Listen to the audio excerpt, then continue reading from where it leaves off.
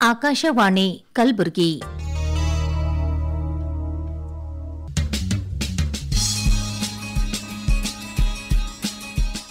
ಹೊಸ ಓದು ಪುಸ್ತಕ ಪರಿಚಯದ ಸಾಪ್ತಾಹಿಕ ಕಾರ್ಯಕ್ರಮ.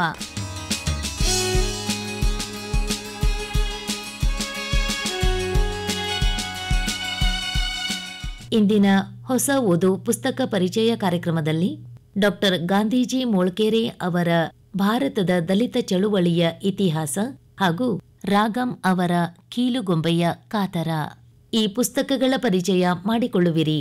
ಪುಸ್ತಕಗಳನ್ನು ಪರಿಚಯಿಸುತ್ತಾರೆ ಸಿಎಸ್ ಆನಂದ್. ಡಾಕ್ಟರ್ ಗಾಂಧೀಜಿ ಮೊಳ್ಕೆರೆ ಅವರು ವೃತ್ತಿಯಿಂದ ಇತಿಹಾಸ ಉಪನ್ಯಾಸಕರಾಗಿದ್ದು ಪ್ರವೃತ್ತಿಯಿಂದ ಬರಹಗಾರರಾಗಿದ್ದಾರೆ. ಅವರು ರಚಿಸಿದ ಭಾರತದ ದಲಿತ ಚಳವಳಿಯ ಇತಿಹಾಸ ಕೃತಿಯು ಕಳೆದ 2020ರಲ್ಲಿ ಕರ್ನಾಟಕ ರಾಜ್ಯ ಪತ್ರಗಾರ ಇಲಾಖೆ ಬೆಂಗಳೂರು ಇವರು ಪ್ರಕಾಶನಗೊಳಿಸಿ ಹೊರತಂದಿದ್ದಾರೆ. ಆಕರ್ಷಕ ಮುಖಪುಟ ಹೊಂದಿರುವ ಈ ಬೃಹತ್ ಕೃತಿಯಲ್ಲಿ ಒಟ್ಟು 256 ಪುಟಗಳಿದ್ದು ಕೃತಿಯ ಮುಖಬೆಲೆ 250 ರೂಪಾಯಿ ಆಗಿರುತ್ತದೆ. ಕೃತಿಗೆ ಡಾಕ್ಟರ್ ವೀರಶೆಟ್ಟಿ ಅವರು ಮುನ್ನುಡಿ ಬರೆದಿದ್ದಾರೆ. ಬುದ್ಧ ಈ ನೆಲದ ಮೊದಲ ಸಾಮಾಜಿಕ ಚಿಂತಕ. ಚಲನಶೀಲತೆಯನ್ನೇ ಕಳೆದುಕೊಂಡಿದ್ದ ಭಾರತೀಯ ಸಮಾಜವನ್ನು ಮೊದಲಿಗೆ ಚಲನಶೀಲಗೊಳ್ಳುವಂತೆ ಮಾಡುವಲ್ಲಿ ಯಶಸ್ವಿಯಾದ ಬುದ್ಧ ಅದನ್ನು ಸಮ ಸಮಾಜದ ಪರಿಕಲ್ಪನೆಗೆ ತಂದು ನಿಲ್ಲಿಸಿದ. ಬಸವಣ್ಣನ ನೇತೃತ್ವದಲ್ಲಿ ನಡೆದ ಶರಣ ಚಳವಳಿ ಕಾಯಕ ಮತ್ತು ದಾಸೋಹದ ಮೂಲಕ ಬುದ್ಧನ ಸಮ ಸಮಾಜವನ್ನು ಸಮೃದ್ಧ ಸಮಾಜದ ಪರಿಕಲ್ಪನೆಗೆ ಹೊರಳಿಸಿತು. ಬುದ್ಧರ ಬುನಾದಿ ಬಸವನ ಗೋಡೆಯ ಮೇಲೆ ಡಾಕ್ಟರ್ BR ಅಂಬೇಡ್ಕರ್ ಅವರು ಸಂವಿಧಾನಬದ್ಧವಾದ ಸೌಧ ಕಟ್ಟಿದರು. ಅದರ ಮುಂದುವರಿಕೆಯಾಗಿ ನಡೆದವು ಅನೇಕ ಚಳವಳಿಗಳು. ಅವುಗಳ ಒಟ್ಟು ಮೊತ್ತವೇ ಈ ಪುಸ್ತಕ. ಚರಿತ್ರೆಯ ಪುಟಗಳಿಂದ ಚರಿತ್ರೆಯಾಗಿ ಹೋದವರ ಬದುಕನ್ನು, ಅವರ ಹೋರಾಟವನ್ನು ಹೆಕ್ಕಿ ತೆಗೆಯುವಲ್ಲಿ ಈ ಪುಸ್ತಕ ಮಾದರಿಯ ಕೆಲಸವನ್ನು ಮಾಡಿದೆ. ಕೃತಿಗೆ ಬೆನ್ನುಡಿ ಪರ ನುಡಿ ಬರೆದ ನಾಡಿನ ದಲಿತ ಕವಿ ಡಾಕ್ಟರ್ ಸಿದ್ದಲಿಂಗಯ್ಯನವರು ಭಾರತದಲ್ಲಿ ಅನೇಕ ನಾಯಕರು ದಲಿತರ ಏಳಿಗೆಗಾಗಿ ಹೋರಾಟ ಮಾಡಿರುವ ಚರಿತ್ರೆಯನ್ನು ಡಾಕ್ಟರ್ ಗಾಂಧೀಜಿ ಮೊಳ್ಕೆರೆಯವರು ಭಾರತದ ದಲಿತ ಚಳವಳಿಯ ಇತಿಹಾಸ ಎಂಬ ಕೃತಿಯಲ್ಲಿ ಕಟ್ಟಿಕೊಟ್ಟಿದ್ದಾರೆ. ಈ ಪುಸ್ತಕದಲ್ಲಿ ಇಡೀ ದಲಿತರ ಚರಿತ್ರೆ ಹಾಗೂ ದಲಿತರಿಗಾಗಿ ಹೋರಾಟ ಮಾಡಿದ ಮಹಾನ್ ನಾಯಕರ ಇತಿಹಾಸವನ್ನು ಸಂಪೂರ್ಣವಾಗಿ ಸೆರೆ ಹಿಡಿದಿದ್ದಾರೆ. ಇದರಲ್ಲಿನ ಅನೇಕ ವಿಷಯಗಳು ಓದುಗರಿಗೆ ತುಂಬಾ ಅನುಕೂಲ ಹಾಗೂ ಪ್ರೇರಕವಾಗುತ್ತದೆ ಎಂದು ತಮ್ಮ ಅಭಿಪ್ರಾಯ ವ್ಯಕ್ತಪಡಿಸಿದ್ದಾರೆ. ಈ ಕೃತಿಯ ಮುಖಾಂತರ ಡಾಕ್ಟರ್ ಗಾಂಧೀಜಿಯವರು ಭಾರತದಲ್ಲಿ ಚಳುವಳಿಗಳು ಜರುಗಿದ ನಂತರದಲ್ಲಿ ಆದ ಬದಲಾವಣೆಗಳು, ಪರಿಣಾಮಗಳು, ಹೆಜ್ಜೆ ಗುರುತುಗಳ ಪರಿಚಯಾತ್ಮಕ ಅಂಶಗಳು, ಅದರ ಒಳನೋಟವನ್ನು ವಿವರಿಸುವಲ್ಲಿ ಲೇಖಕರು ಪ್ರಯತ್ನಿಸಿದ್ದಾರೆ ಎಂದು ಶ್ರೀಮತಿ ಎ ರಾಜಮ್ಮ ಚೌಡ್ರೆಡ್ಡಿ ಅವರು ತಮ್ಮ ಸದಾಶಯದ ನುಡಿಯಲ್ಲಿ ದಾಖಲಿಸಿದ್ದಾರೆ. ಈ ಕೃತಿಯಲ್ಲಿ ಪ್ರಸ್ತಾವನೆಯನ್ನು ಒಳಗೊಂಡು ಒಟ್ಟು 18 ಮಹತ್ವದ ಲೇಖನಗಳಿವೆ. ದಲಿತ ಪದದ ಅರ್ಥ ಮತ್ತು ವ್ಯಾಖ್ಯಾನ ಎಂಬ ಲೇಖನವು ತುಂಬಾ ಸುದೀರ್ಘವಾಗಿದ್ದು ಈ ಲೇಖನದಲ್ಲಿ ದಲಿತ ಪದದ ಉತ್ಪತ್ತಿ, ನಾಡಿನ ಚಿಂತಕರು, ವಿದ್ವಾಂಸರು ವ್ಯಕ್ತಪಡಿಸಿದ ದಲಿತ ಪದದ ವ್ಯಾಖ್ಯಾನಗಳು ಮತ್ತು ದಲಿತ ಇತಿಹಾಸದ ವ್ಯಾಖ್ಯಾನಗಳು ಇರುತ್ತವೆ. ಮುಂದಿನ ಲೇಖನವಾದ ಪ್ರಾಚೀನ ಭಾರತದಲ್ಲಿ ದಲಿತರ ಸ್ಥಿತಿಗತಿ ಎಂಬ ಈ ಲೇಖನವು ಒಂದು ಕಾಲದಲ್ಲಿ ಭಾರತವು ಜಗತ್ತಿನಲ್ಲಿ ತನ್ನದೇ ಆದ ಶ್ರೀಮಂತ ಮತ್ತು ಸಾಂಸ್ಕೃತಿಕವಾದ ನೆಲೆಯುಳ್ಳ ನಾಗರಿಕತೆಯನ್ನು ಹೊಂದಿತ್ತು ಎಂದು ಜಗತ್ತಿನ ಎಲ್ಲ ಇತಿಹಾಸಕಾರರ ಅಭಿಪ್ರಾಯವಾಗಿದೆ. ಈ ಲೇಖನವು ಪ್ರಾಚೀನ ಭಾರತದಲ್ಲಿ ದಲಿತರ ಸ್ಥಿತಿಗತಿಯ ಮೇಲೆ ಬೆಳಕು ಚೆಲ್ಲುವಲ್ಲಿ ಯಶಸ್ವಿಯಾಗಿದೆ. ಹಾಗೆಯೇ ಇದು ಮಹತ್ವದ ಅಂಶಗಳನ್ನು ಓದುಗರಿಗೆ ಪರಿಚಯಿಸಿದೆ. ಈ ಕೃತಿಯ ಮುಂದಿನ ಲೇಖನ ಮಹಾತ್ಮ ಜ್ಯೋತಿಬಾ ಫುಲೆ. ಇದು ಜ್ಯೋತಿಬಾ ಫುಲೆ ಅವರ ಜೀವನ ಮತ್ತು ಸಾಧನೆಯನ್ನು ಪರಿಚಯಿಸಿಕೊಡುತ್ತದೆ. ಹಾಗೆಯೇ ಮುಂದಿನ ಲೇಖನ ಸಾಮಾಜಿಕ ಪ್ರಜಾಪ್ರಭುತ್ವದ ರೂವಾರಿ, ಮಹಾನ್ ದಾರ್ಶನಿಕ. ಭಾರತದಲ್ಲಿ ಫುಲೆ ಅವರ ಸಶಕ್ತ ಉತ್ತರಾಧಿಕಾರಿಯಾಗಿ ಅಸ್ಪೃಶ್ಯರು ಮತ್ತು ಹಿಂದುಳಿದ ವರ್ಗದವರಿಗೆ ಶಿಕ್ಷಣದೊಂದಿಗೆ ಅಧಿಕಾರದಲ್ಲಿ ಸಮಪಾಲು ಮತ್ತು ಸಾಮಾಜಿಕ ಸ್ಥಾನಮಾನ ದೊರಕಿಸಿಕೊಟ್ಟವರು. ಸತ್ಯ ಶೋಧಕ ಸಮಾಜದ ಚಳವಳಿಯನ್ನು ಮುಂದುವರಿಸಿಕೊಂಡು ಬಂದ ಛತ್ರಪತಿ ಸಾಹು ಮಹಾರಾಜರ ಕುರಿತು ಲೇಖನವಿದೆ. ಈ ಲೇಖನ ಅವರ ಜೀವನ ಮತ್ತು ಅವರ ಸಾಧನೆ, ಅವರು ಸಮಾಜಕ್ಕೆ ಕೊಟ್ಟ ಕೊಡುಗೆಗಳ ಬಗ್ಗೆ ವಿವರವಾಗಿ ಲೇಖಕರು ಈ ಲೇಖನದಲ್ಲಿ ವಿಸ್ತಾರವಾಗಿ ವಿಶ್ಲೇಷಿಸುತ್ತಾ ಅರ್ಥಪೂರ್ಣ ಲೇಖನ ರಚಿಸಿದ್ದಾರೆ. ಮುಂದಿನ ಲೇಖನಗಳಾದ ಆದಿಧರ್ಮ, ಆದಿದ್ರಾವಿಡರು, ನಮೋ ಶೂದ್ರ, ಶಿವರಾಮ್ ಜನಾಬ್ ಕಾಂಬ್ಳೆ, ಕಿಶನ್ ಪಾಗೋ ಬನ್ಸೋಡೆ, ನಾರಾಯಣ ಗುರು, ರಾಮಸ್ವಾಮಿ ಪೆರಿಯಾರ್ ಮೊದಲಾದ ಲೇಖನಗಳು ತುಂಬಾ ಉಪಯುಕ್ತವಾದ ಮಾಹಿತಿಯನ್ನು ಒಳಗೊಂಡಿವೆ. ಮುಂದಿನ ಲೇಖನ ಡಾಕ್ಟರ್ BR ಅಂಬೇಡ್ಕರ್. ಇದು ಅಂಬೇಡ್ಕರ್ ಅವರ ಕೌಟುಂಬಿಕ ಹಿನ್ನೆಲೆ, ಜನನ, ಶಿಕ್ಷಣ, ವಿವಾಹ, ಅಂಬೇಡ್ಕರರ ಸಾಮಾಜಿಕ ಹೋರಾಟಗಳು ಮತ್ತು ಅವರು ದೇಶಕ್ಕೆ ಕೊಟ್ಟ ಕೊಡುಗೆಗಳನ್ನು ವಿವರಿಸುತ್ತದೆ. ಅಂಬೇಡ್ಕರ್ ಎಲ್ಲ ಸಮಾಜ ಸುಧಾರಕರಿಗಿಂತಲೂ ಮುಖ್ಯರಾಗುವುದು ಅವರ ವಿಶಿಷ್ಟವಾದ ವಿಚಾರಗಳಿಂದ. ಭಾರತೀಯ ಸಾಂಪ್ರದಾಯಿಕ ಸಮಾಜವು ನಿರ್ಮಿಸಿದ ಸಂಕಟಗಳ ಹೊಂಡದಲ್ಲಿ ಬಿದ್ದು ನಿತ್ರಾಣಗೊಂಡಿದ್ದ ಅಸಹಾಯಕ ಸಮುದಾಯಗಳಿಗೆ ಚೈತನ್ಯ ಬಂದದ್ದು ಅಂಬೇಡ್ಕರ್ ಅವರ ವಿಚಾರಗಳಿಂದಲೇ.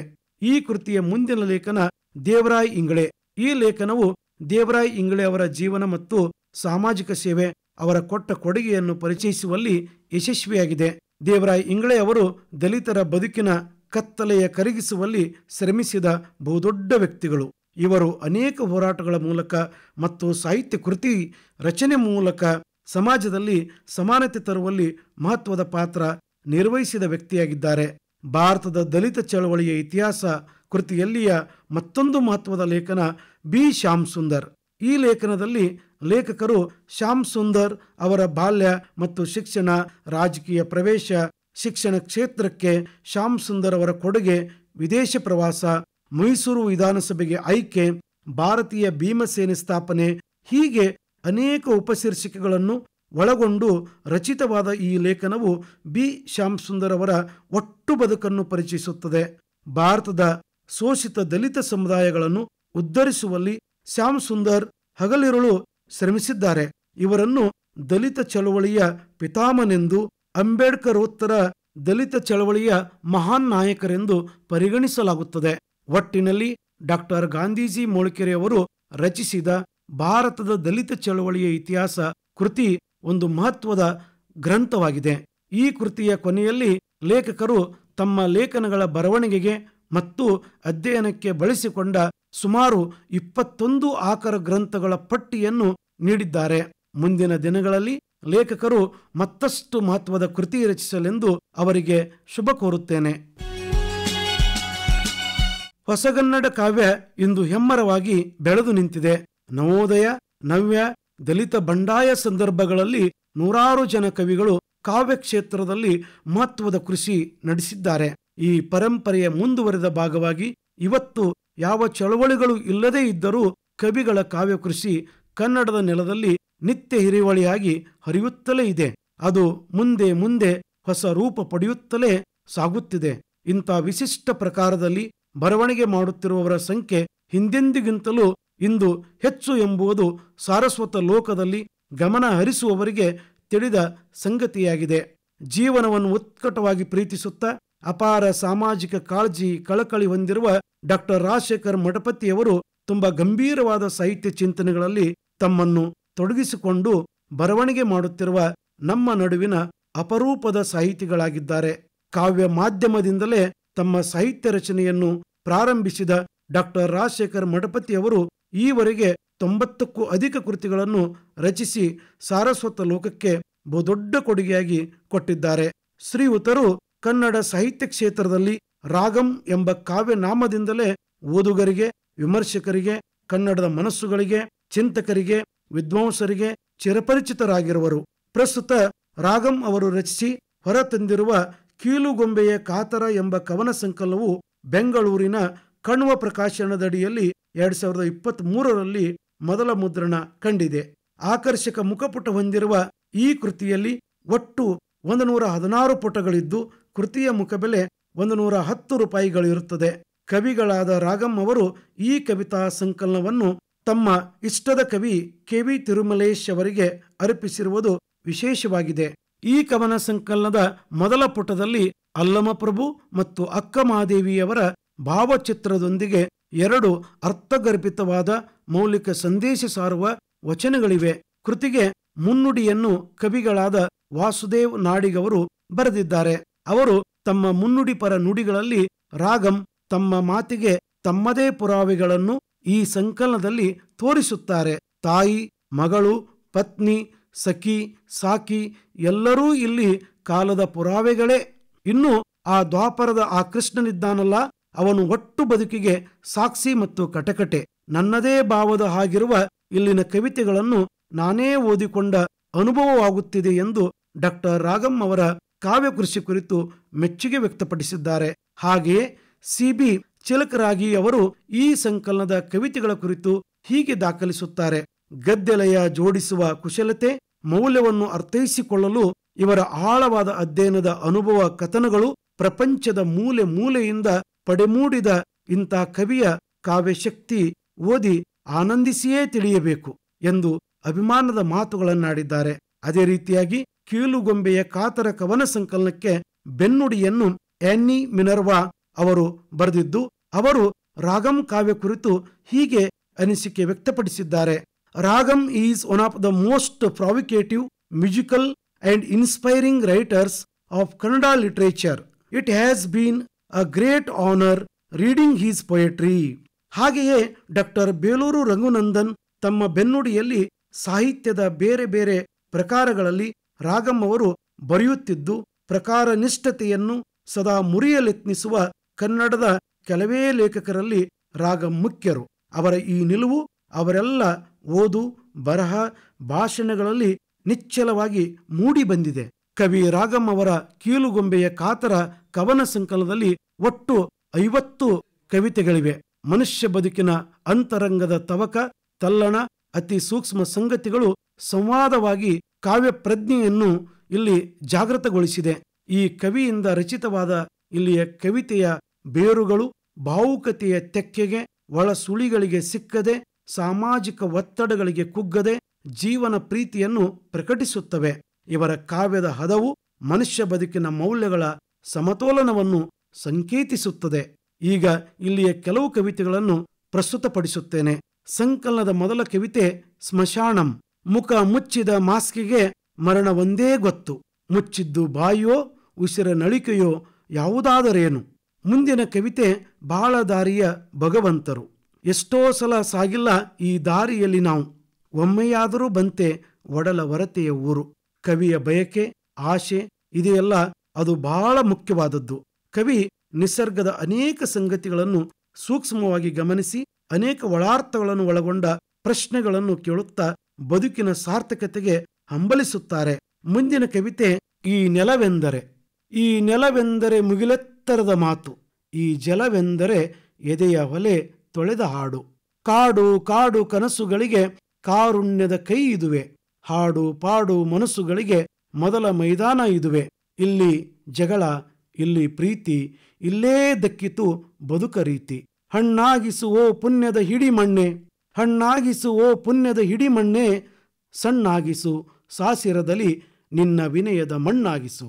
ನಿನ್ನೆದೆಯ ರುದ್ರ ವೀಣೆಯ ಸೊರಕೆ ತಂತಿಯಾಗಿಸಿ, ಜಗದ ಸಂತೆಯ ಮೀಗೆಯ ಮೀರುವ ದಾರಿ ತೋರಿಸು ಅನ್ನುವಂಥ ಈ ಕವಿತೆ ತುಂಬ ಅರ್ಥಗರ್ಭಿತವಾಗಿ ರಚನೆಗೊಂಡಿದೆ. ಹೀಗೆ ಮುಂದುವರಿಯುವ ಮುಂದಿನ ಕವಿತೆ ಬ್ರಹ್ಮಕಮಲವೆಂಬ ಬಂಗಾರಿಗೆ. ಬ್ರಹ್ಮಕಮಲದ ಪ್ರೀತಿಗೆ ಒಂದೇ ದೇಟು, ಒಂದೇ ಹೂವು, ಒಂದೇ ಸಂಭ್ರಮ. ನನ್ನ ಜೋಗಿ ಮನಸ್ಸು ಯೋಗದ ಈ ಒಂಟಿ ಹೂವಿನ ಹೆಗಲಿಗೆ ಬಿದ್ದು ಒದ್ದಾಡುತ್ತದೆ, ಕಾಡುತ್ತದೆ ಕಣ್ಣೀರಿನಲ್ಲಿ ತೊಯ್ದ ಮನಸ್ಸು. ಮುಂದಿನ ಕವಿತೆ ಮಗಳೆಂದರೆ. ಮೊಗ್ಗಿನ ಮೈಯವಳವಳು ಹಿಗ್ಗುವುದು ನೋಡುವುದೇ ಖುಷಿ, ಮೊಗ್ಗಿನ ಮೈಯವಳವಳು ಹಿಗ್ಗುವುದು ನೋಡುವುದೇ ಖುಷಿ. ನಸುನಾಚಿ ಪ್ರೀತಿ ಬಾಚಿದರೆ ಎದೆಗೆ ಧಾರೆಯಾಗುತ್ತದೆ ಕಾವ್ಯ, ನಾನಾಗ ರಸರುಸಿ. ಮುಂದಿನ ಕವಿತೆ ನಾನಮ್ಮ ಕರೋನಯ್ಯ. ಅವಳು ಕುಂಕುಮವಿಟ್ಟು ಹೊಸ್ತಿಲ ಮೇಲೆ ರಪ್ಪೆಂದು ಏನೋ ಬಿದ್ದದ್ದು ಸದ್ದು. ಓಡಿ ಹೋದೆ ತೊಲಬಾಗಿಲ ಮೇಲಿನ ಕೋಟಿ ಕಂಗಾಲ ಶರಣರ ಫೋಟೋ ಬಿದ್ದು ಅಂಗಳ ತುಂಬ ಚೂರು ಚೂರು ಗಾಜು. ಕನ್ನಡಿಯಲ್ಲಿ ಕೆಡವಿದ ಹಲ್ಲಿಯ ಉರುವಣಿಗೆ. An effective poetry is communicated before it is understood. ಅಂದರೆ ಒಂದು ಒಳ್ಳೆ ಕಾವ್ಯ ನಮಗೆ ಅರ್ಥ ಆಗುವ ಮೊದಲೇ ನಮ್ಮ ಹೃದಯವನ್ನು, ನಮ್ಮ ಮನಸ್ಸನ್ನು ತೊಟ್ಟಿಬಿಡುತ್ತದೆ ಎನ್ನುವ ಮಾತಿನಂತೆ ಇಲ್ಲಿಯ ಕವಿತೆಗಳು ಓದುಗರಿಂದ ಮೆಚ್ಚುಗೆ ಗಳಿಸುತ್ತವೆ, ಬಹುಕಾಲ ಅವರ ಮನದಲ್ಲಿ ಉಳಿಯುತ್ತವೆ. ವರ್ತಮಾನದ ಮನುಷ್ಯ ಜಗತ್ತಿನ ಕಷ್ಟಗಳನ್ನು, ಬಿಕ್ಕಟ್ಟುಗಳನ್ನು, ರೂಪಕ ಮತ್ತು ಉಪಮೆಗಳನ್ನು ಬಳಸಿ ಕಾವ್ಯ ರಚಿಸಿರುವ ರಾಗಂ ಅವರಲ್ಲಿ ಕವಿಯ ಕಣ್ಣು ಹಾಗೂ ಕತೆಗಾರನ ಸೂಕ್ಷ್ಮತೆ ಎರಡನ್ನೂ ಕಾಣಬಹುದು. ಕೀಲುಗೊಂಬೆಯ ಕಾತರ ಕಾವ್ಯ ಸಂಕಲನ ಹೊರತಂದಿರುವ ರಾಗಂ ಕಾವ್ಯ ಪ್ರತಿಭೆಯುಳ್ಳ ಸಾಮಾಜಿಕ ಕಾಳಜಿಯುಳ್ಳ ಬರಹಗಾರರು. ವರ್ತಮಾನಕ್ಕೆ ಮಿಡಿಯುವ ಮನಸ್ಸು, ಸಂಬಂಧಗಳ ವಿಶ್ಲೇಷಣೆ, ಪ್ರಕೃತಿ ಮತ್ತು ಮನುಷ್ಯನ ನಡುವಿನ ಸಂಬಂಧ ವೈಚಿತ್ರ್ಯಗಳನ್ನು ಕಲಾತ್ಮಕವಾಗಿ ಕವಿತೆಯಾಗಿ ಕಟ್ಟಬಲ್ಲ ಅವರ ಸೃಜನಶೀಲ ಶಕ್ತಿಯನ್ನು ಅಭಿನಂದಿಸಲೇಬೇಕು. ಇಲ್ಲಿಯ ಕವಿತೆಗಳು ತಮ್ಮ ಭಾವಪರವಶತೆಯಿಂದ ಚಿಂತನಾಂಶಗಳಿಂದ ಓದುಗರಿಗೆ ಇಷ್ಟವಾಗುತ್ತವೆ. ರಾಗಂ ಅವರು ನಮ್ಮ ನಡುವಿನ ವಿಶಿಷ್ಟ ಕವಿಗಳಲ್ಲಿ ಒಬ್ಬರು. ಕಾವ್ಯಕ್ರಿಯೆಗೆ ಬೇಕಾದ ಎಚ್ಚರ, ಸಂಯಮ, ಶಬ್ದ ಸ್ಪಂದನವುಳ್ಳವರಾಗಿದ್ದಾರೆ. ಅವರ ಕಾವ್ಯ ಯಾವುದೇ ಮೀಸಲಾತಿ ಬಯಸದೆ ತೆರೆದ ವೃತ್ತಗಳಲ್ಲೇ ಕಾವ್ಯ ಸ್ಪರ್ಧೆಯ ಕಣಕ್ಕಿಳಿಯುವಷ್ಟು ಸಶಕ್ತವಾಗಿದೆ. ಮುಂದಿನ ದಿನಗಳಲ್ಲಿ ಕವಿ ರಾಗಂ ಅವರು ಮತ್ತಷ್ಟು ಕಾವ್ಯ ಕುಸುಮಗಳನ್ನೇ ಕನ್ನಡ ಸಾರಸ್ವತ ಲೋಕಕ್ಕೆ ಕೊಡುಗೆಯಾಗಿ ನೀಡಲೆಂದು ಶುಭ ಕೋರುತ್ತೇನೆ. ಇದುವರೆಗೆ ಹೊಸ ಓದು ಪುಸ್ತಕ ಪರಿಚಯ ಕಾರ್ಯಕ್ರಮದಲ್ಲಿ ಡಾಕ್ಟರ್ ಗಾಂಧೀಜಿ ಮೊಳ್ಕೆರೆ ಅವರ ಭಾರತದ ದಲಿತ ಚಳುವಳಿಯ ಇತಿಹಾಸ ಹಾಗೂ ರಾಗಂ ಅವರ ಕೀಲುಗೊಂಬೆಯ ಕಾತರ ಈ ಪುಸ್ತಕಗಳ ಪರಿಚಯ ಮಾಡಿಕೊಂಡಿರಿ. ಪುಸ್ತಕಗಳನ್ನು ಪರಿಚಯಿಸಿದವರು ಸಿಎಸ್ ಆನಂದ್.